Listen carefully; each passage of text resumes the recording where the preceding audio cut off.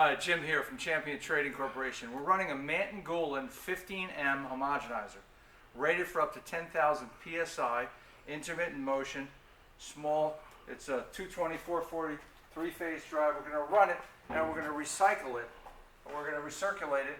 It has an ability to recycle to the hopper versus straight out to your batch container.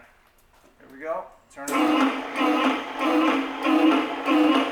So it goes up to 10,000 PSI. If we back this screw up, it'll go down. It'll lower PSI. It's going to 6,000. And the lower you go, the more that will probably be produced. This is the recirculation. There's a switch here, a petcock valve. This is a bent flange, but it shows you the same action.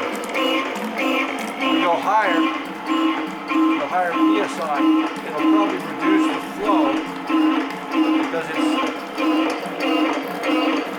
portable mounted Manton Gaulin homogenizer, ideal for all types of possibilities.